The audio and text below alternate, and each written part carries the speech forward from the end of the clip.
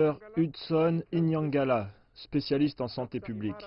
Dr Imara Asraf, chirurgien plasticien. Un à un, les noms de 10 médecins récemment décédés du Covid-19 sont égrenés par le syndicat kényan des dentistes, des pharmaciens et des médecins praticiens lors d'une conférence de presse. 4 d'entre eux sont morts au cours des dernières 24 heures.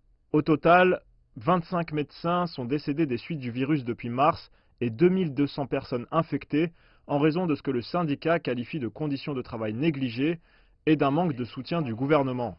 Le syndicat vient donc d'émettre un préavis de grève de 21 jours si les conditions de travail et les questions de l'aide sociale n'étaient pas abordées. Ce préavis de grève expirera le 6 décembre 2020. Le syndicat réclame ainsi au gouvernement de l'équipement de protection individuelle pour tous les établissements de santé, le recrutement de 2000 médecins supplémentaires, la création d'établissements de santé dédiés aux agents de santé et la prise en charge du coût de traitement pour le Covid-19.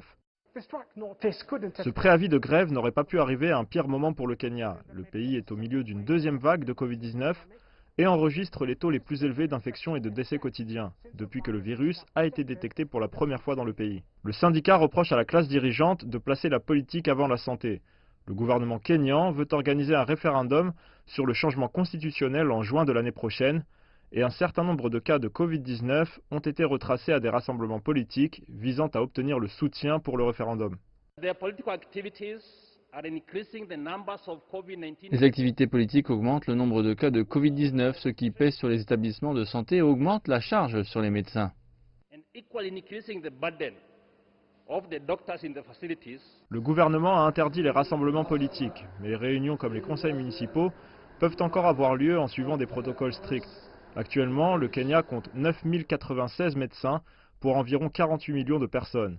Si la grève continue, son impact sur la lutte contre le Covid-19 pourrait avoir de profondes conséquences sur le secteur de la santé du pays pour les années à venir.